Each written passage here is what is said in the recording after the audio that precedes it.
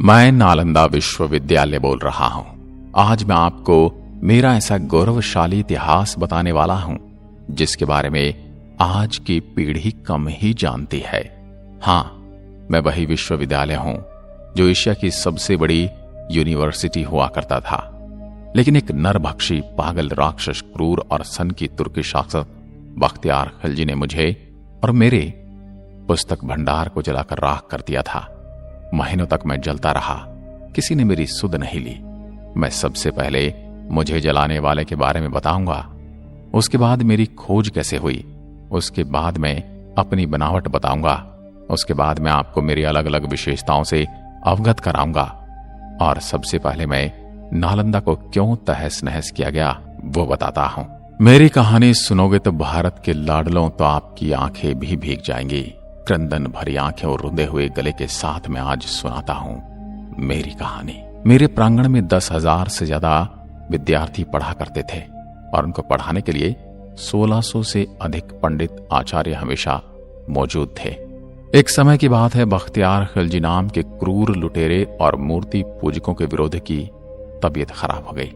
किसी गंभीर बीमारी ने उसे जकड़ लिया था। उसने अपने नीम हकीमों से बहुत इलाज करवा लिया, लेकिन उसकी तबीयत ठीक नहीं हुई। उस समय एक यात्री मेरे प्रांगण में घूमते हुए सभी विषय पर पढ़ने वाले आचार्यों से भेंट करते हुए मोहम्मद बख्तियार खिलजी के राज्य में जा पहुंचा। वहां उसे पता चला कि वो अभी बीमार है तो मिल नहीं सकता। उस यात्री के विशेष आग्रह पर बख्तियार खिलजी मिलने के लिए तैयार हुआ। यात्री ने मिलते ही बख्तियार खिलजी को सलाह दी कि विश्व प्रसिद्ध नालंदा विश्वविद्यालय में मेडिसिन विभाग के प्रमुख पंडित राहुल श्री बद्र जी आपका इलाज करके आपको ठीक कर सकते हैं। फिर क्या था, पंडित राहुल श्री बद्र जी से इलाज की इच्छा प्रकट की, लेकिन बख्तियार खिलजी ने एक शर्त रखी थी कि मैं किसी भी प्रकार की भारतीय पद्धति से बनाई गई दवा नहीं खाएगा, क्योंकि ये काफिरों के द्वारा बनाई गई है। फिर कुछ समय के बाद राहुल जी श्री बद्र ने कुरान की प्रति लेकर खिलजी के पास गए और ये सलाह दी कि प्रतिदिन कुरान की प्रतियां आप पढ़ेंगे तो आप ठीक हो जाओगे। ये मेरा दावा है। उसके कुछ दिनों तक खिलजी ने कुरान की प्रतियां दिन में कई बार पढ़ी और उसने महसूस किया कि उसके स्वास्थ्य अब ठीक होने लगा है। उसके बाद उसने पता लगाया कि मैं ठीक कैसे हो गया, तो उसे पता चला कि पंडित राहुल श्री बद्र जी ने कुरान की प्रतियों पर दवाई का लेप लगा दिया था। जिनको पता था कुरान पढ़ने वाले खिलजी हमेशा पन्ने पलटते समय हाथ पर थूक लगाता है, इस माध्यम से शरीर में दवा का असर हुआ और वो ठीक हो गया। उसी के तुरंत बाद खिलजी को यह बात सहन नहीं हुई कि मेरे नीम हकीमों में से मैं ठीक नहीं हुआ, परंतु काफिर की दवाई ने मुझे ठीक कर दिया। मेरे हकीमों से ज्यादा ज्ञान उन आचार्य और पंडितों में है। मन ही मन में मेरे प्रति उसके मन में द्वेष पैदा हो गया। मैं नालंदा विश्वविद्यालय पूर्ण रूप से शांति का संदेश देने वाले भगवान बौद्ध से प्रेरित था। जगह जगह पर भगवान बुद्ध की प्रतिमाएं और स्तूप बनाए गए थे। हर आचार्य, पंडित, हर विषय में परिपूर्ण बड़े बड़े ज्ञानी और बड़े विद्यार्थी सभी भगवान बौद्ध के सामने नतमस्तक होकर शिक्षा ग्रहण करते थे।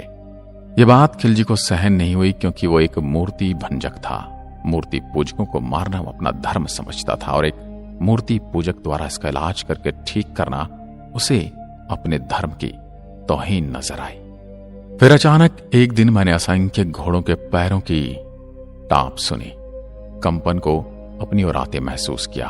लेकिन मैं तो शांति और शिक्षा के लिए विश्व में विख्यात था, मुझे किस बात का डर था। खिलजी और उसके घुड़सवारों ने मेरे सभी दरवाजों को बाहर से बंद किया और एक टोली अंदर घुस गई। उसके बाद मैंने जो क्रूर खेल देखा, मेरे प्रांगण में जो शब्दों में बयान नहीं कर सकता। कहना बड़ा आसान है, लेकिन जो मैंने अपने आचार्य, पंडित और विश्व के अलग अलग कोने से आए विद्यार्थियों का टपकता खून देखा, मैंने अपनी नंगी आंखों से देखा, उसको बताना कठिन है। हजारों शिक्षकों को पल भर में मार दिया गया। शांति के संदेश को फैलाने वाले असहाय खाली हाथ वाले मौजूद सभी को खिलजी की मूर्ति पूजक विरोधी मानसिकता ने मार दिया।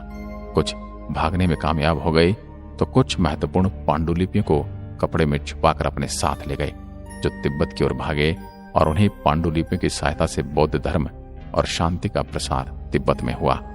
मैंने अपनी इन्हीं आंखों से वो खूनी खेल देखा, जो क्रंदन दृश्य 10,000 विद्यार्थियों के साथ साथ सभी आचार्य, पंडित और शिक्षकों को मार दिया गया।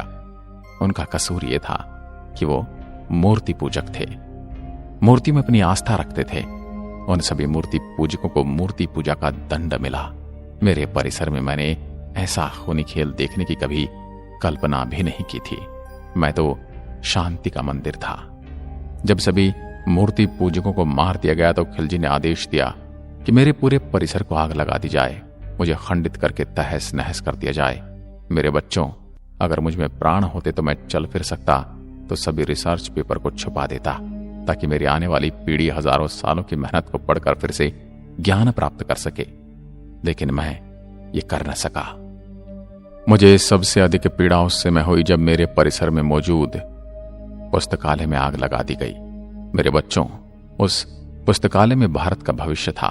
धू धू कर जलते हुए मेरे परिसर में मौजूद तीनों पुस्तकालय की इमारत देखकर मैं खुद को रोक न सका और जोर जोर से चिल्लाकर रोने लगा। लेकिन मेरी कोई सुनने वाला न था। वहां पर सब मूर्ति पूजकों के विनाश करने वाले ही मौजूद थे।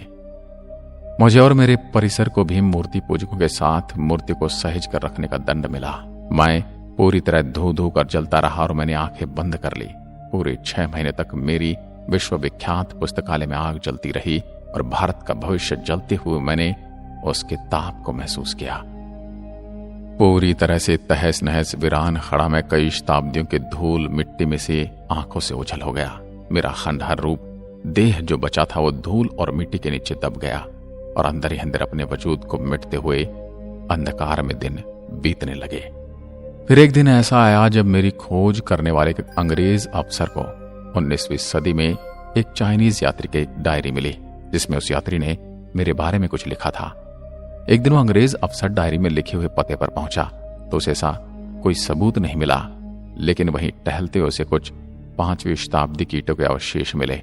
उसने हल्का अपने ही हाथों से खरोच कर देखा तो नीचे एक के ऊपर एक ईंटों से सजी हुई दीवारें महसूस हुई।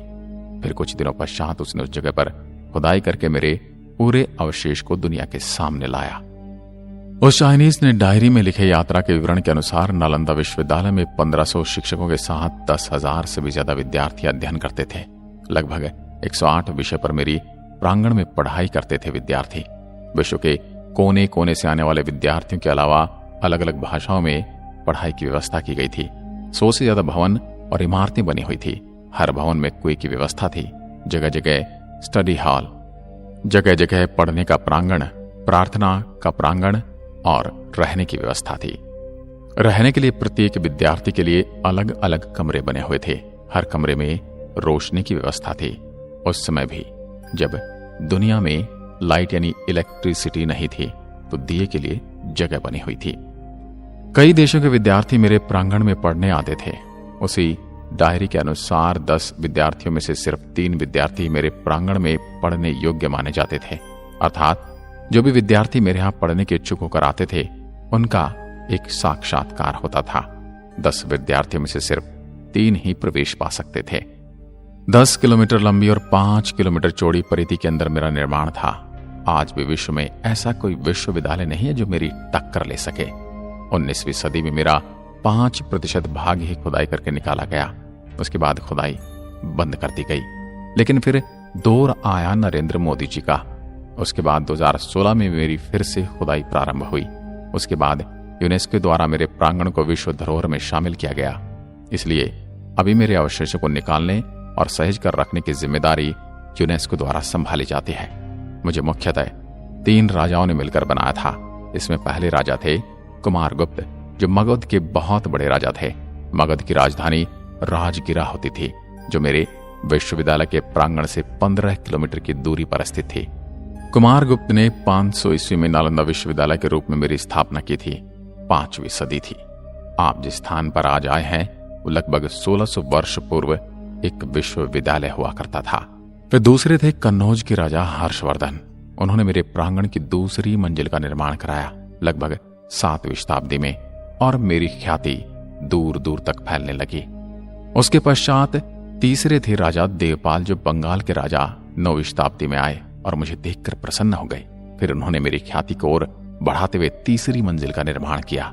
फिर इस विश्वविद्यालय के नाम और उपनामों के पीछे 3 राज्यों का नाम सबके ऊपर लिखा जाता है, जिनमें गुप्त वंश, हर्ष वंश और पाल वंश, जो भी मेरे लिए ईश्वर रूप उन राजाओं के पद चिन्हों की आहट में सुन सकता हूं।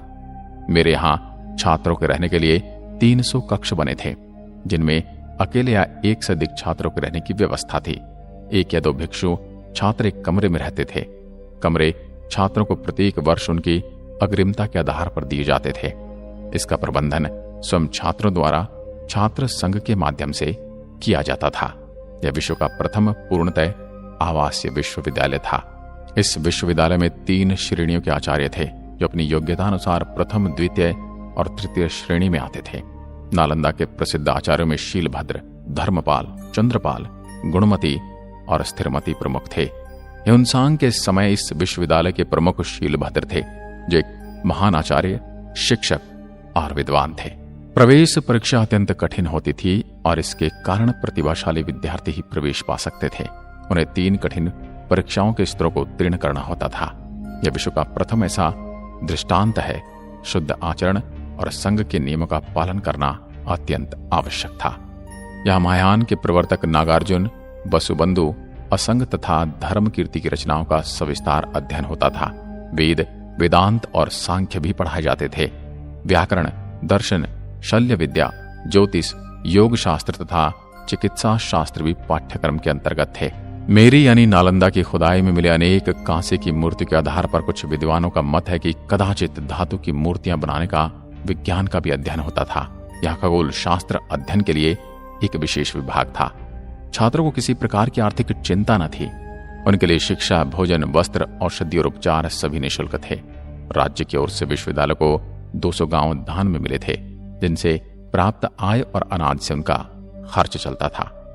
विश्वविद्यालय परिसर के विपरीत दिशा में एक छोटा सा पुरातात्विक संग्रहालय बना है।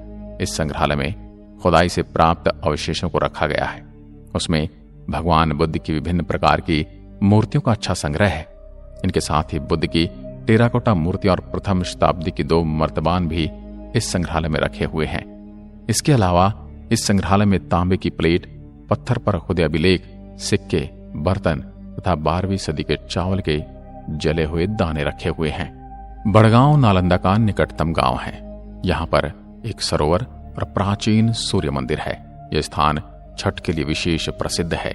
नालंदा से थोड़ी दूर पर सिलाव स्थित है, जो स्वादिष्ट मिठाई खाजा के लिए प्रसिद्ध है। इनके पास ही है राजगृह। मेरे प्रांगण में मौजूद पुस्तकालय पूरे 9 मंजिल बड़ा था, जिसको कुछ इस्लामिक आक्रमणकारियों ने जला दिया। और मेरे पुस्तकालय में 3 इमारतें हुआ करती थी।